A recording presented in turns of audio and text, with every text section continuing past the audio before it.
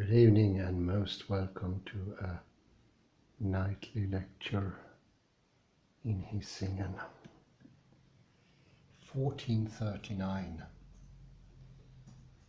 and I will continue with the article by Hans Rehn, circumcising the word. Derrida as a reader of Paul. I left off at page 74, second paragraph.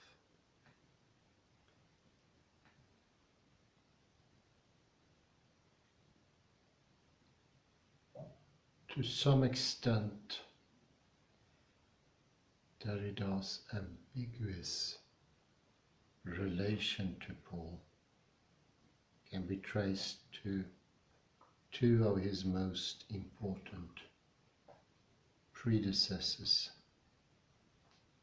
Nietzsche and Heidegger. In Nietzsche's Antichrist from 1888, we have what is probably the most fiercely anti-Pauline discourse in the history of philosophy.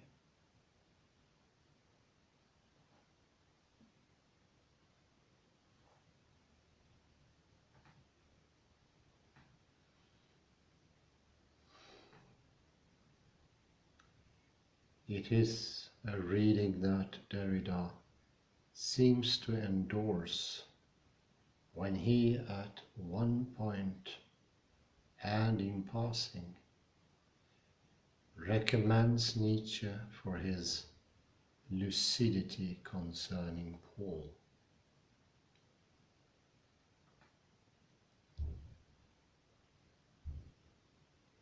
If we turn to Heidegger and his early lectures on religion from 1921,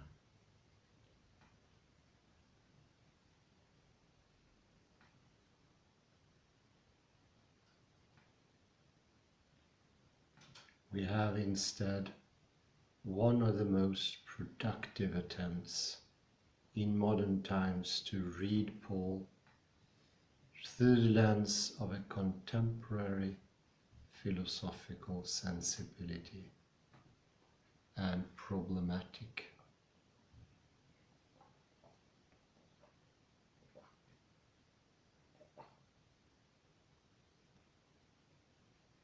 A reading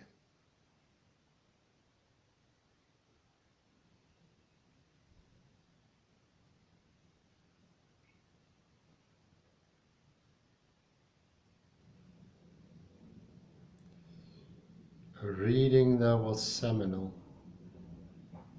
not least for the work of the German Lutheran theologian Rudolf Bultmann,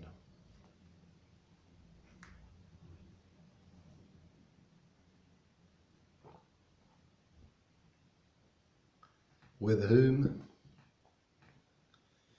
Heidegger stayed in close personal friendship throughout his life.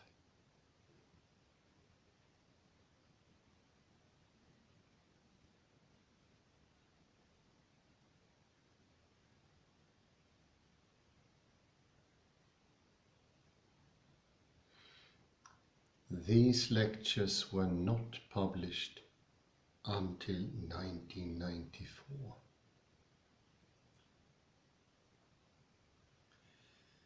But when they came out, they contributed significantly to the rise of the new philosophical interest in Paul from the mid-90s onward in continental philosophy.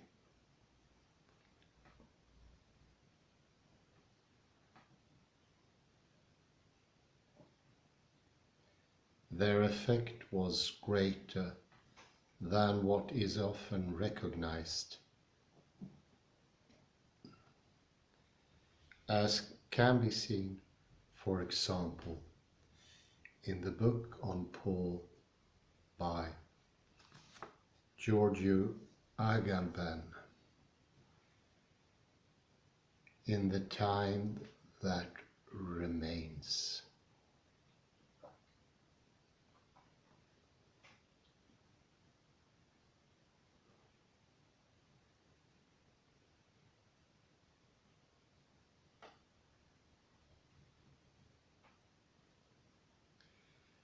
Agamben takes several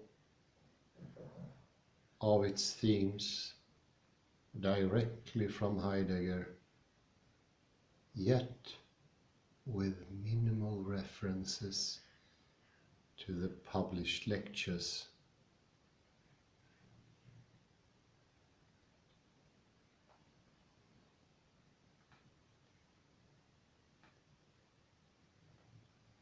In view of the great importance of both Nietzsche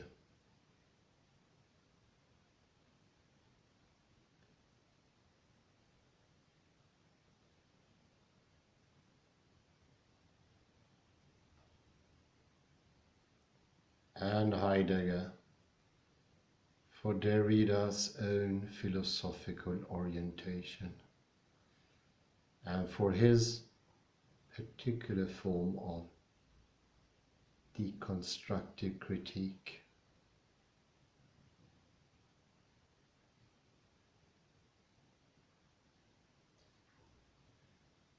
Of the traditional metaphysics, and in view of the specific importance that they both attached to Paul.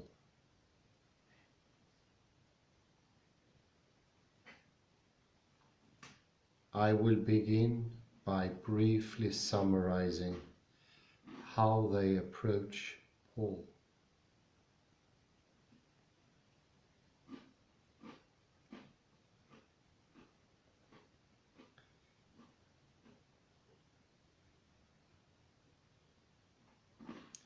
Together, they delineate a dialectical space within which Derrida's writing can be situated as partly an explicit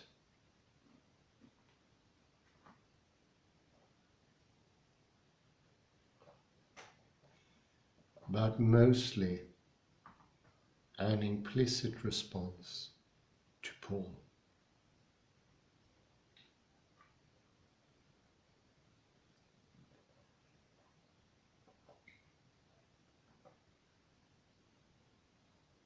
Together, they delineate a dialectical space within which Derrida's writing can be situated as partly an explicit but mostly an implicit response to Paul.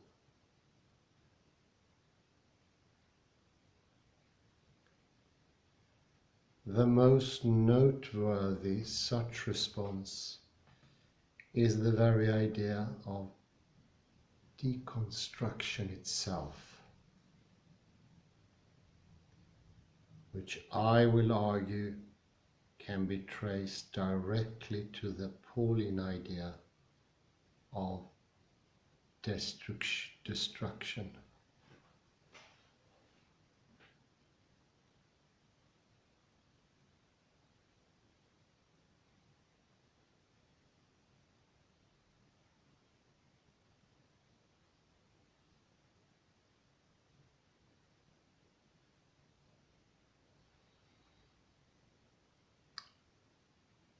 But mediated through Heidegger's creative appropriation of Paul as a thinker of time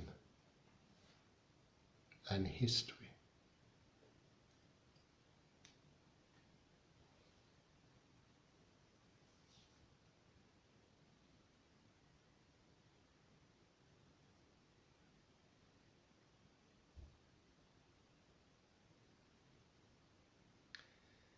This analysis will be followed by a brief survey of Derrida's explicit turning towards religious and theological matters in his later writings.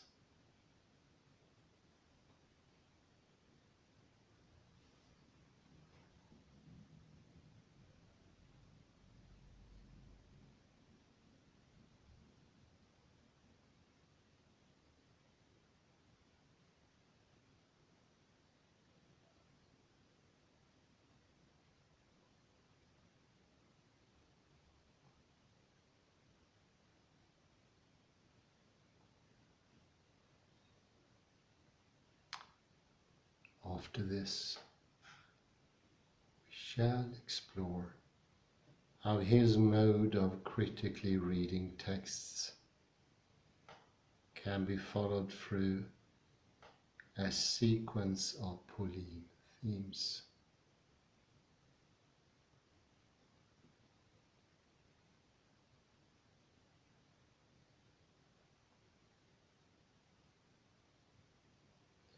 Notably that of circumcision, and also those universality,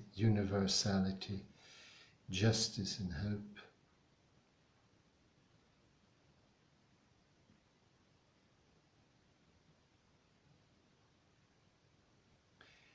In the end, Derrida's ambiguous relation to the Apostle is focused in a discussion on the veil, a theme that may first appear marginal, but which turns out to capture the core logic of his critical readings. As a conclusion, Derrida will have emerged not just as a philosopher whose methods one can choose to apply or not to apply to Paul, but rather as a reader and critic whose work has an urgent significance for us.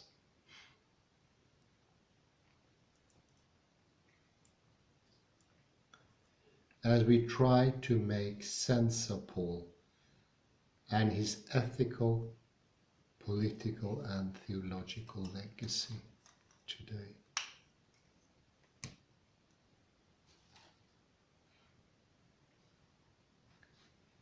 Nietzsche, Heidegger as philosophical predecessors.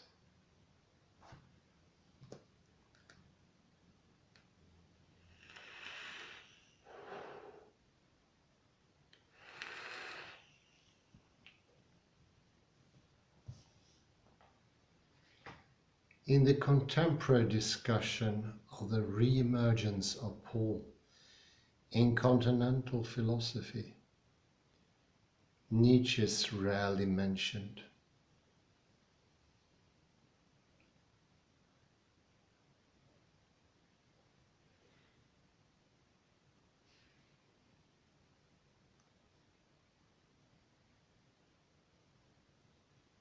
There are many reasons for this lacuna.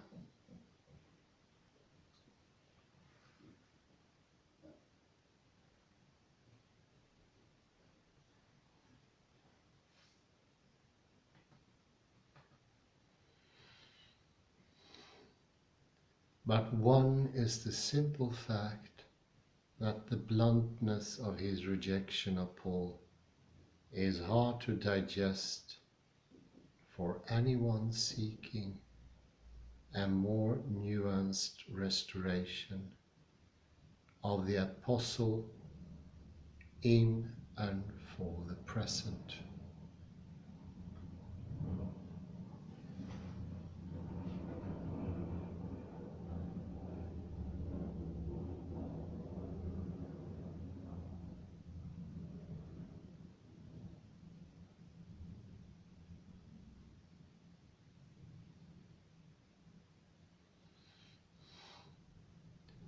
Still, it is worth recalling here, if not only for the fact that Derrida, at least at one point, seems to endorse it as indicated in the quotation above.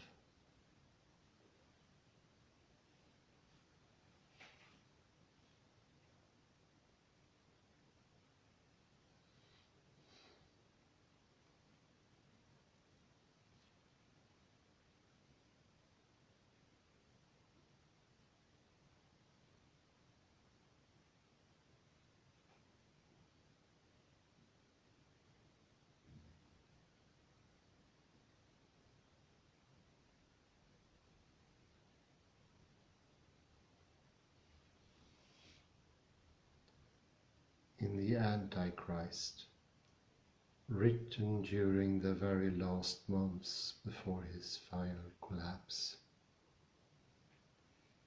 Nietzsche stages his most violent confrontation with Christianity at large.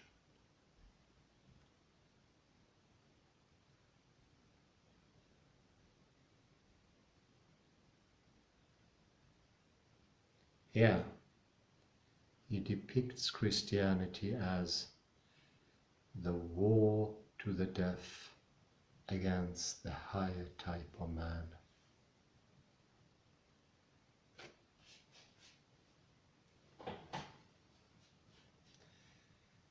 And in a vitriolic summary of its spiritual character, in a style that borders, as in all of the writings from the last years,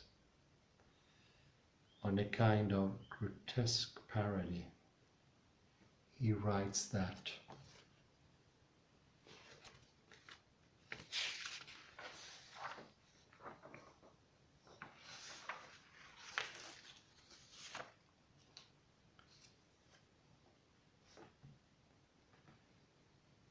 Christianity has taken the side of everything weak, based, failed.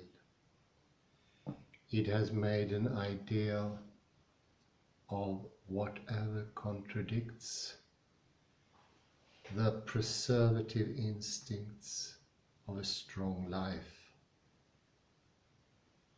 It has corrupted the reason. Even the most spiritual natures, by teaching people to see the highest values as sinful, as deceptive, as temptations.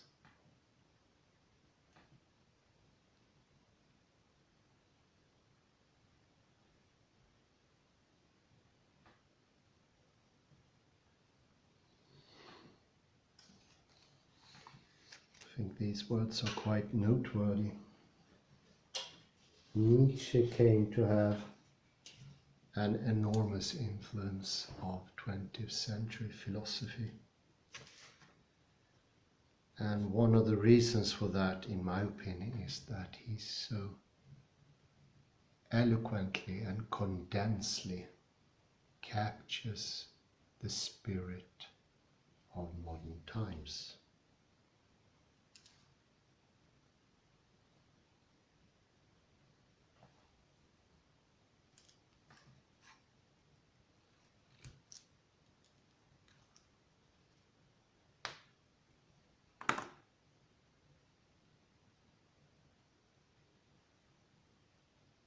It has corrupted the reason.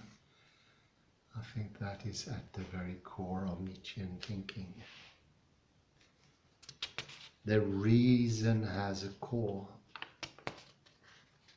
Reason is something by itself.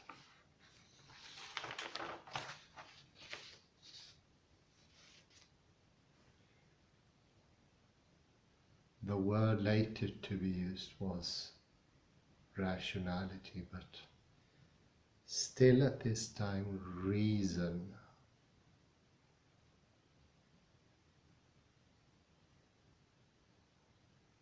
as an entity almost, or a predicate. And it's just reason. And Christianity is debasing reason, attacking it.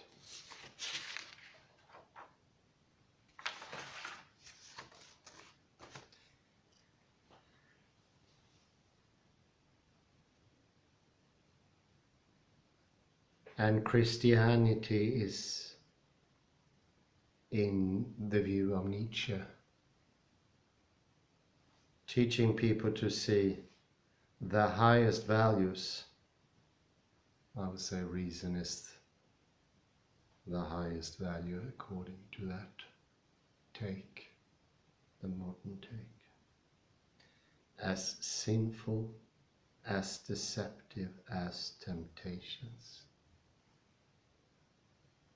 To think freely is bad according to Christianity. To use your reason.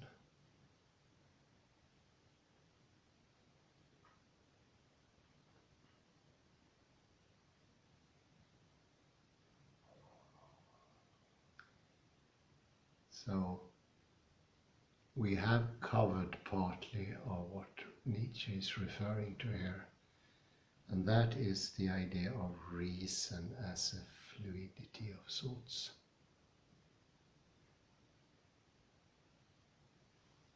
Something that doesn't have structure, like a beam of light.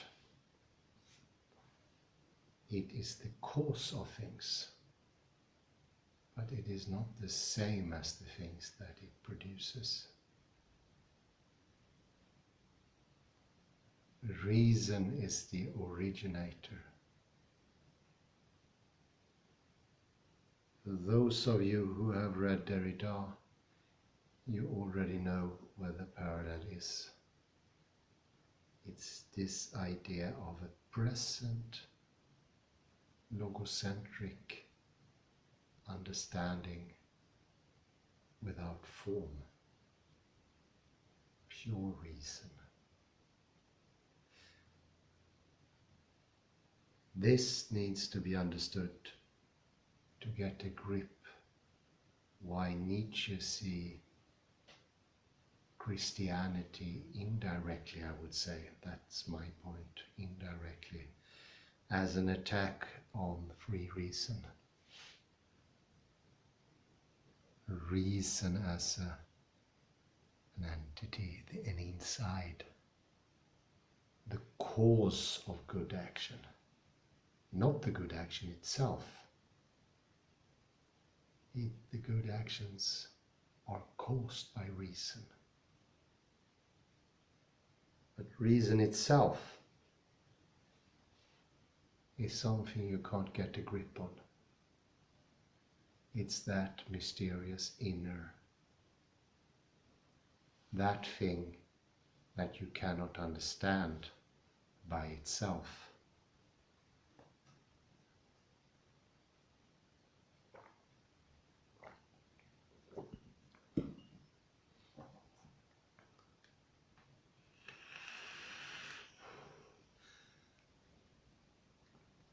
It is the inner. It's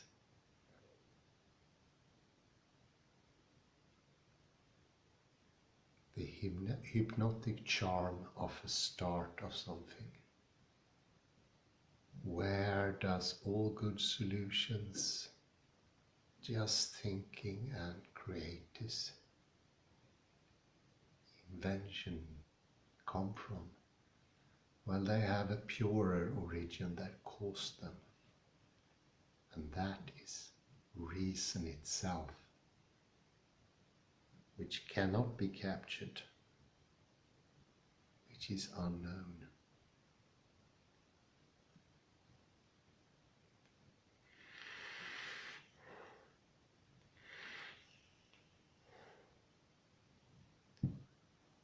Nietzsche mistakes for a cause is a misunderstanding how the word reason or rationality should be used.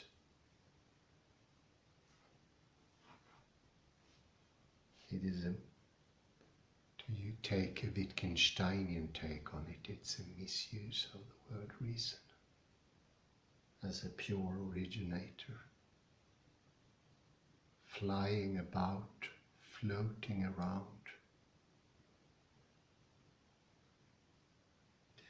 And it is not a part of understanding. You're not supposed to address it. What is it? Where is it?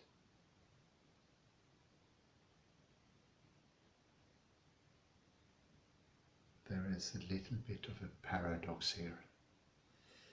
Derrida is, of course, eloquently pointing that out. He mistakes something, but the mistake is not his. It is the times. It is in our life form. And of course, in Nietzsche's case, it was a lifelong obsession.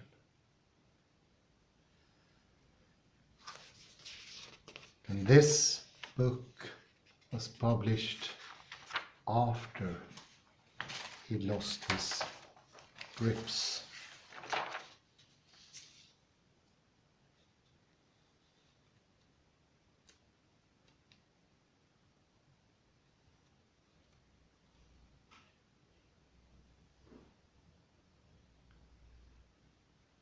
It drained him, it drains us all.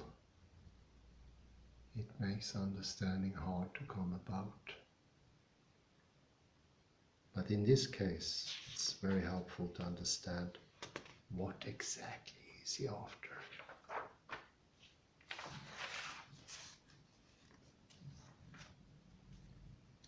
Maybe a comment from Kalle or you too.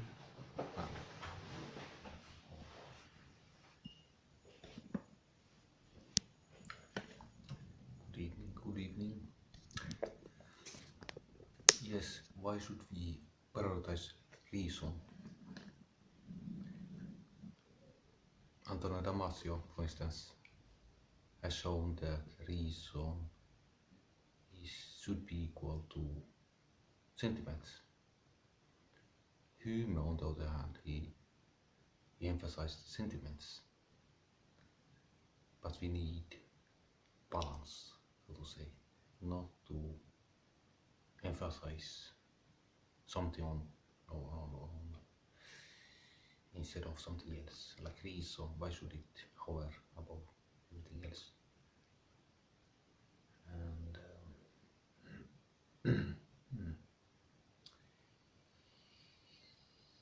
And then why should weakness be something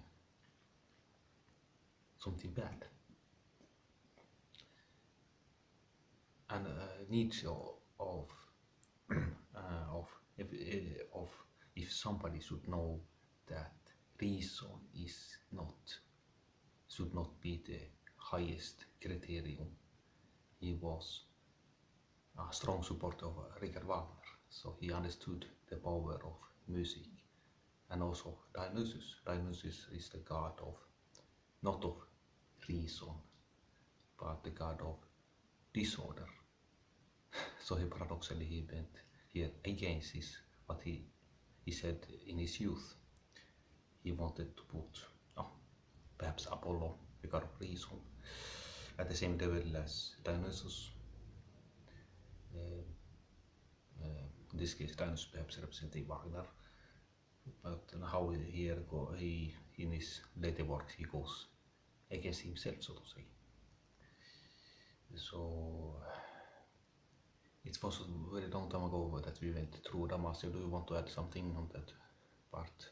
Or did I misrepresent Damasio? No, not at all. And the point can be even stronger as that of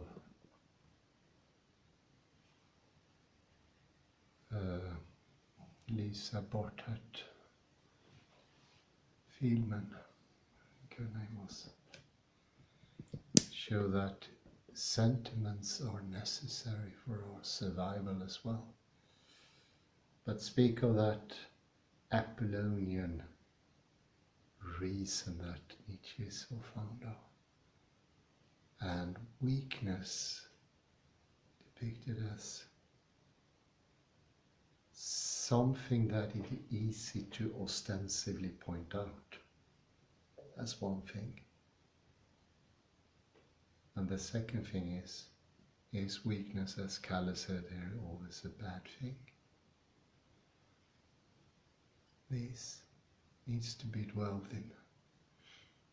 Do remember the retreat from Dunkirk in the Great War, in the Second War. That was a retreat, there was weakness, no doubt.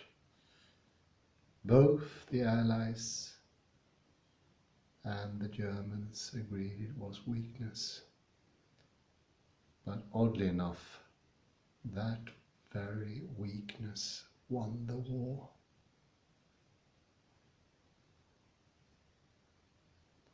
So first, how can you point out what is a weakness? It can be retreat, and weakness, secondarily, cannot be treated as a bad thing or a lower thing or a baser thing. This is a deconstruction of Nietzsche that helps us understand his point. I would say it's not there to weaken him, it's to further the understanding of Nietzsche, which is important.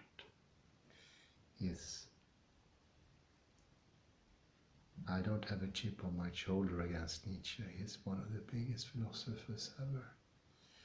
But he also needs to be deconstructed. I say thank you very much for this late night lecture. Even I, who usually is a nocturnal person now, feels pretty soggy. Have a very good night. Thank you. Bye bye.